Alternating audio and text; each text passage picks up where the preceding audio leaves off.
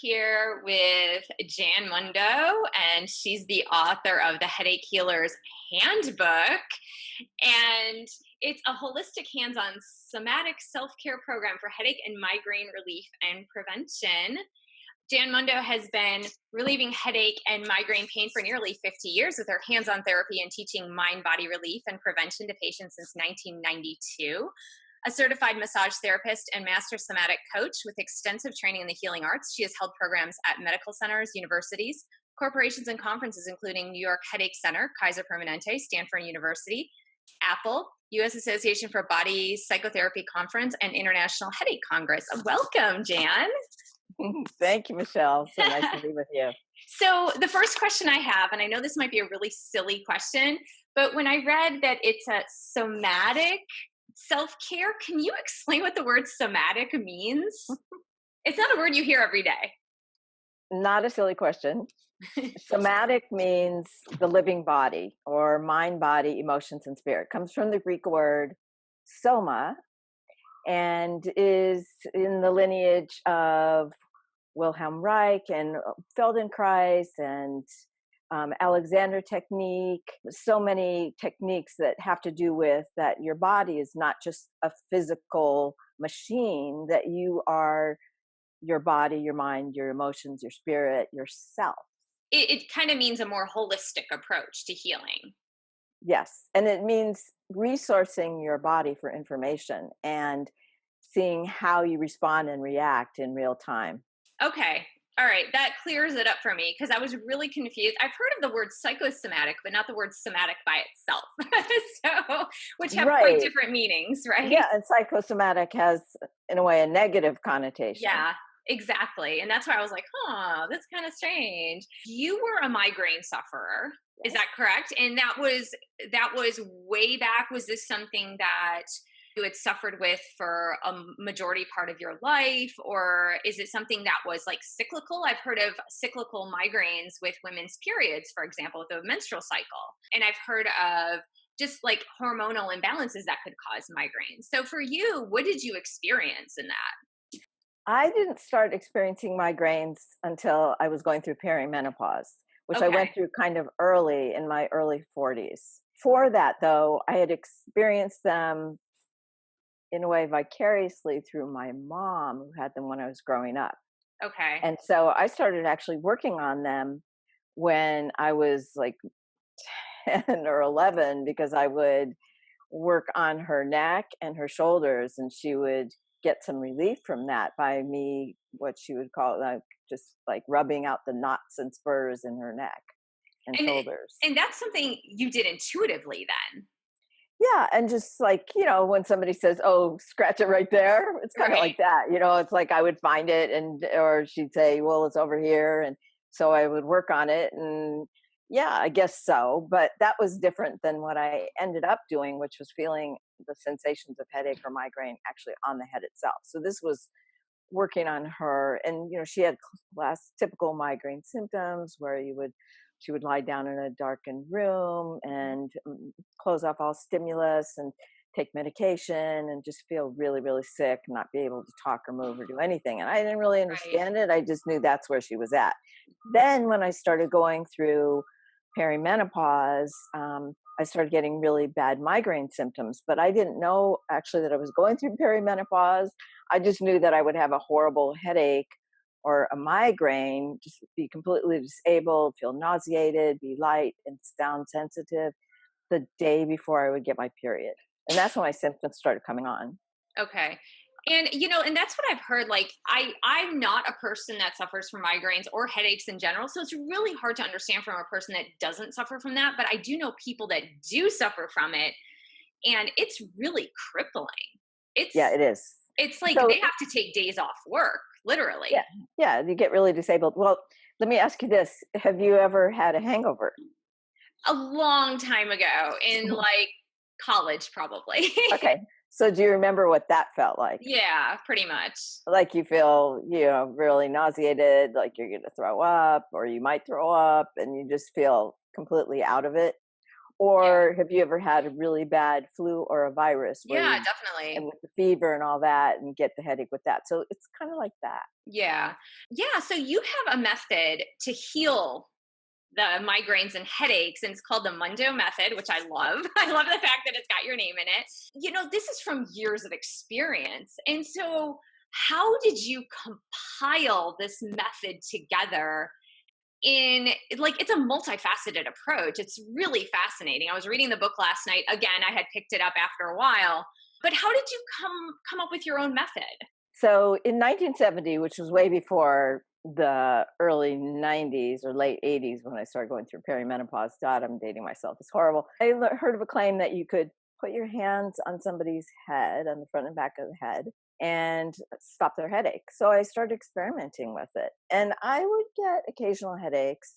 But after I started experimenting with it, I seemed to become a magnet for anybody who had a headache or migraine, because wherever I was, without knowing that I was experimenting with this or that I was putting my hands on people's heads, people would say to me, exclaim in front of me, even if they didn't know me, "Oh, I've got such a headache. Oh, I've got such a migraine. I have to leave the party. I have to Wow. go home. I have to pill, you name it." And so I'd kind of pop up and say, I was curious to see if I could get it to stop again. It's kind of a challenge. So I said, well, I can help you if you just give me 5 minutes. So sometimes I would be shopping in a department store or at the Gap. I'd be at a family gathering. I'd be at a party and people would say it. And so I would just take them aside and just put my hands on the front and back of their head. And what I was working with, I realized later, was I was tuning into the sensations of their pain or pulsations of the headache or migraine itself, which Oh, are okay. different than like a regular pulse. It's more like a mini explosion on the head.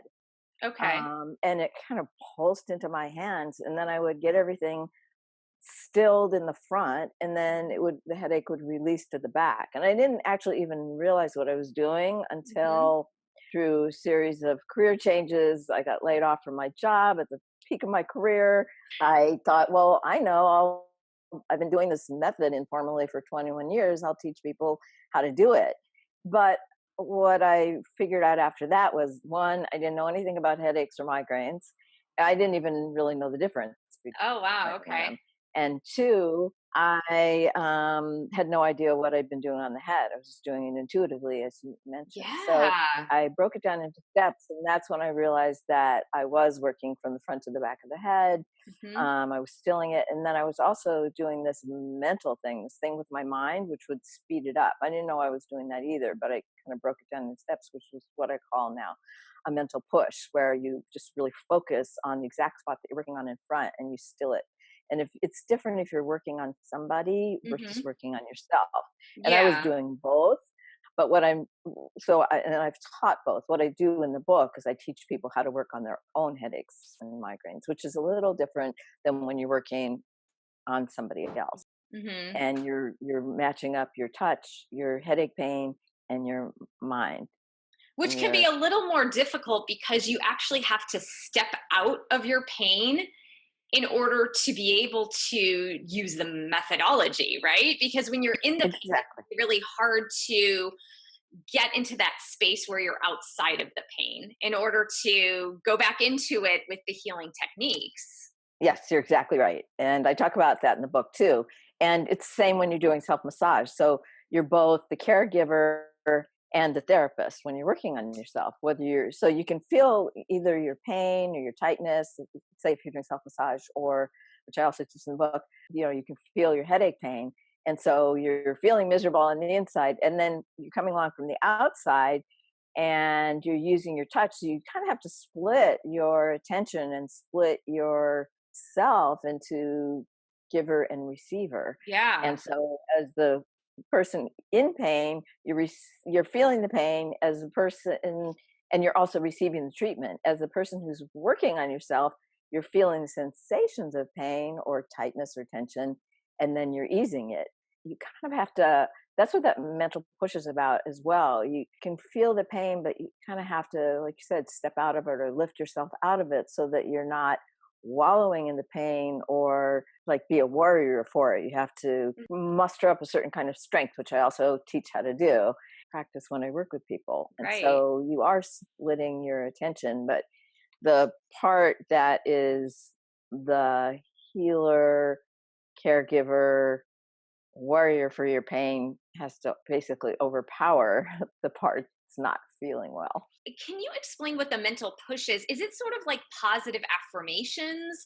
Or is it more like almost you talking to the pain and asking it to leave? Like, what is the mental push that you were doing intuitively before you're actually teaching others to do So that's kind of the most esoteric part of everything that I do, it? because you're summoning up your mental focus. Okay, so if you're pushing a piece of furniture like Hmm. a couch, Yep. you We know, just did or that. a We just heavy, moved in, so we know what right, that's like. Yeah. right, or a heavy box, and so you're pushing it.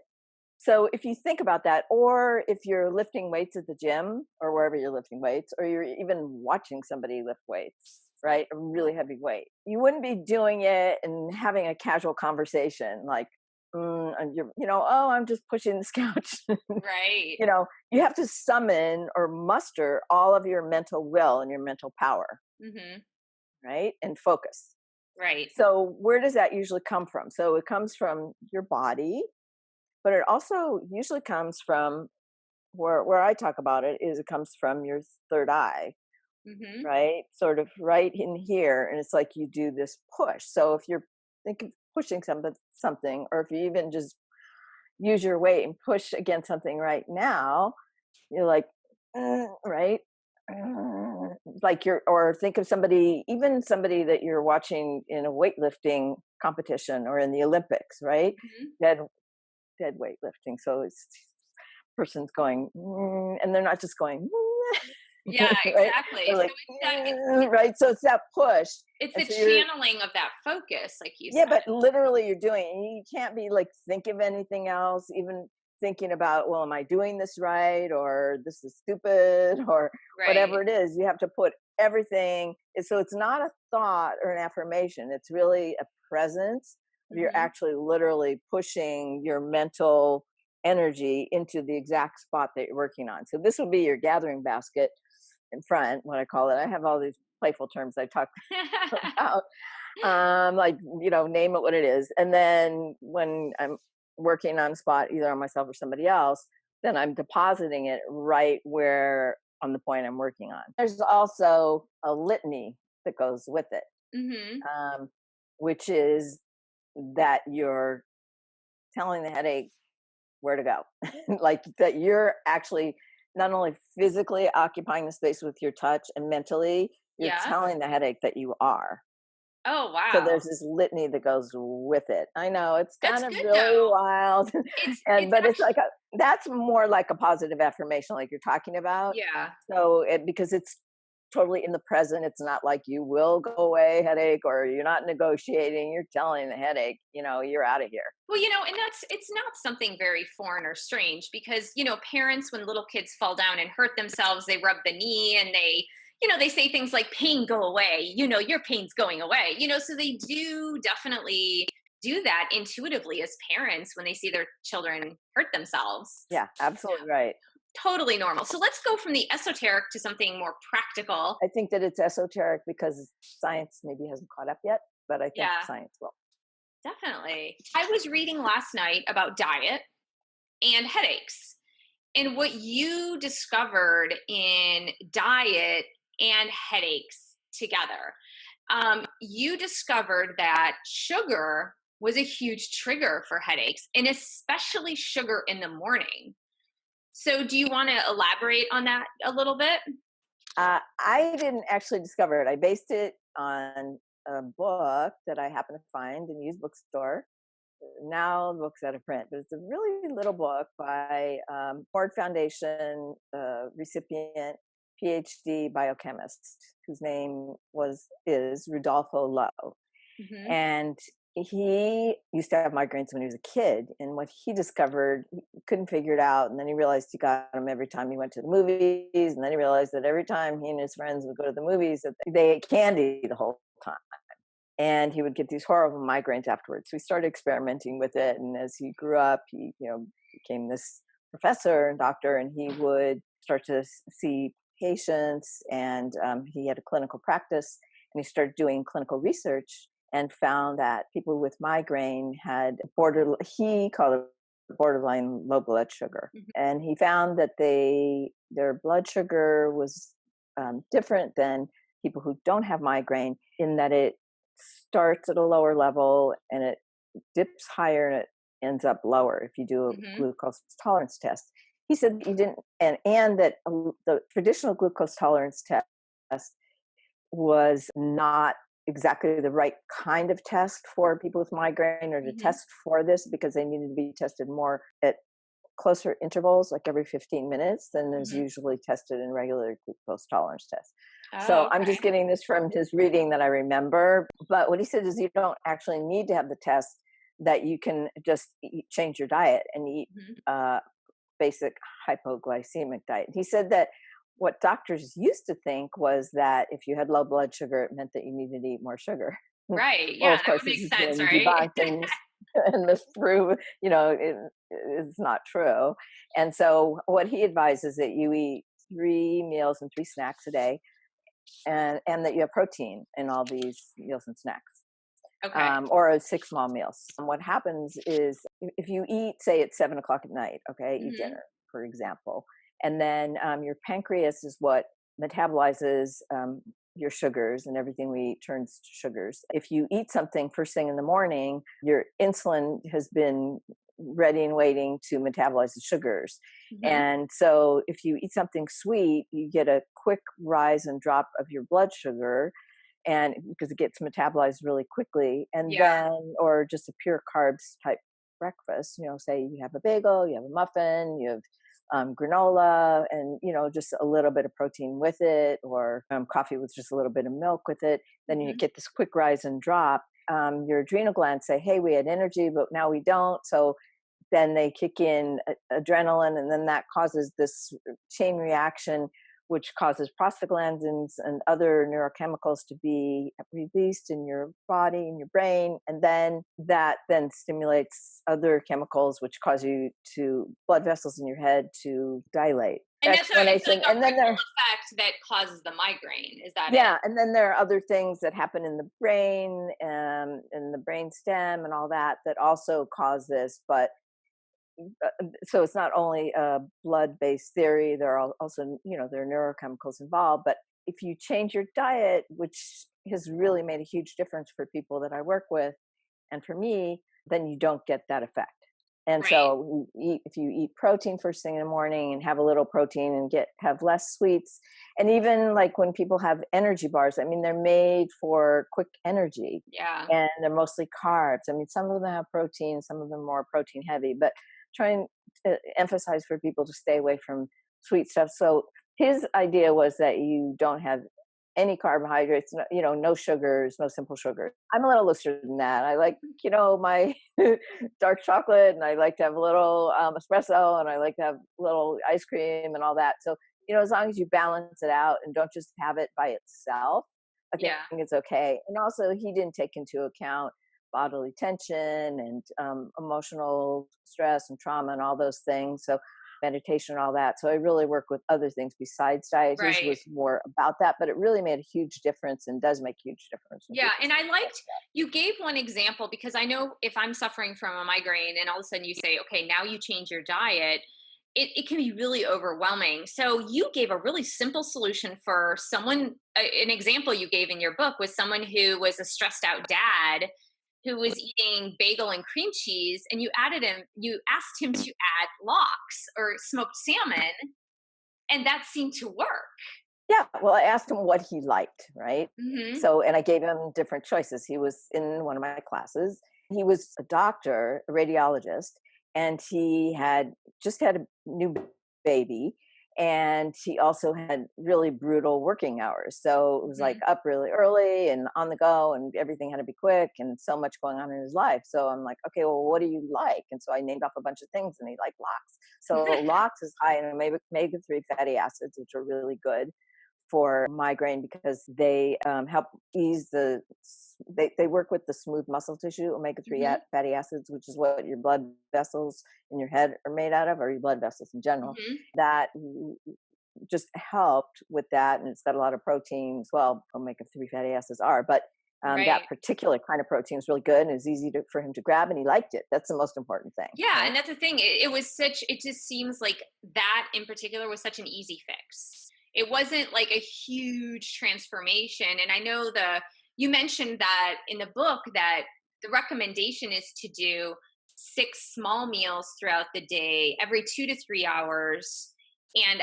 protein in every meal. Is that correct? Right. And the thing is, you can have a bigger meal, but then you a lot of times won't feel like having something after. Right. So that's why you kind of, if you can curb that knowing that you're going to be eating more often, then it evens out your blood sugar. Diet, that's for prevention. Okay. So the headache therapy, the Mundo method that we talked about before, that's for relief, like on the spot, instant relief. Yeah. Then other things I work with are for prevention. So you want to do both. You want to have ways to relieve and prevent because Right. why just relieve if you can prevent? And that's what caused me to create my program. Hmm. And how I got into creating my program was that I learned and noticed because I'd been doing a lot of reading at the time, Mind Body Connection. I found Rudolph Olo's book and was reading all these books about, meditation and stress reduction, relaxation that were just coming out at the time that were really popular. Deepak Chopra, Herbert Benson. Like if I was meditating and I was working out and I was under less stress that month and I was eating better and I was drinking more water, like when all those things were in balance, then I found that I didn't get the migraine each Yeah. month before my period when I was going through perimenopause. Hmm. So that led me to start creating this program that contained everything and addressed the whole person. And that's why it's a somatic self-care program. It's because Yeah. it addresses the whole person. It's not just your diet. Because sometimes people will go, okay, well, it's just my diet. And a Or they'll lot of try people something. think that. Yeah. Yeah, A or lot of they'll people try think something in their diet. Maybe it works, maybe it doesn't work, but then they still have migraines. They're like, oh, see, what, self-care doesn't work or holistic therapy doesn't work, but it's that. like Yeah. you have to really work with everything. You have to work with the tension in your body, you have to work with your breathing. It's everything. It's not just one thing or the other for most people. I mean, there can be, certain things that are more crucial for some people than others, just like the example with the lox and bagel that you mentioned. Right. So that for him was a clincher, but also he already had been working out, Hmm. and then he also learned how to meditate in the class and learned how to breathe better. So that added to it. But so I just want Yeah. to make that distinction between relief and prevention and that everything adds up to prevention. Yeah. And I think just like living your life in a way that prevents illness in general is just it's preventive health is really the penchant where modern healthcare needs to go now, I believe, because so many people are experiencing chronic lifestyle illnesses. And one thing you mentioned, and we don't have so much time to talk about this today, but I know it's in your book, and I love this, is proper breathing and proper posture. Those are two major things that I know can prevent headaches is because we are on our cell phones and we have the craned neck and we're craned over our cell phones and we're sitting in a chair and we're slumped over, so we're not breathing properly and we're not getting proper oxygen into our brains. And so have you seen with people with proper breathing and proper posture that that's alleviated a lot of the headache problems? Yes, it makes a huge difference because when we have head forward posture or bent neck, and you see it younger and younger, I mean, kids are starting to develop a hump already, Oh, so and awful. it's just like from staying in one posture or leaning forward into the computer or even driving and shoulders up and head forward. It's like there's all this tension that accumulates. So Yeah. by working with vertical alignment, that really helps, and dropping your breathing down lower Hmm. into your body, that really helps too, because you can change your pH, you can change your stress, you can change everything with just breathing more fully. So it's not necessarily more deeply that I tell people to breathe, because a lot of times you can say, okay, take a deep breath, and people will go like this, Right. which means that then you're tightening up the very, your shoulders and neck that you are trying to relax.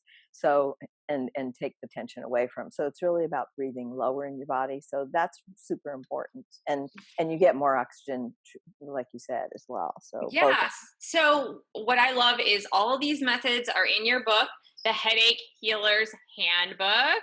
If you experience headaches at all in any way, shape, or form, I would say check this book out. It literally is one of the greatest books I've seen on holistic health. And even if you know someone who experiences headaches, I've already recommended it to someone. Someone was buying something on Let Go from me, and she was talking about her headaches, and I recommended the book, and it wasn't even out yet. But it's just Thank you.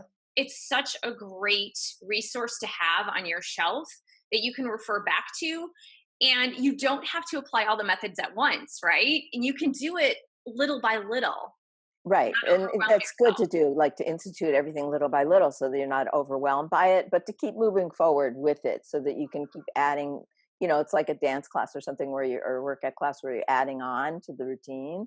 So that's really good to do. And thank you for recommending it. And Yeah, also, definitely. kind of like you alluded to, you don't have to, there's so much in the book Right. that I teach that you don't necessarily have to have headaches to have it benefit your life. So about diet Absolutely. and breathing and meditation and how to get working out if you haven't, and exercising, how to sleep, how to sit, stand, how to work with stuff in your life, carrying stuff, working at your desk, all that kind of stuff. And then how to work on your body, how to ease out the tension in your neck, shoulders, head, and face. To have Yeah, teaching to that, plus exactly. teaching how to stop your headache, plus talking about how our history, like traumatic history or just learned behavior, and how we hold our bodies, and how we um, learn how to do stuff that was acceptable to us, how that becomes embodied, and how we can start to shift that as well.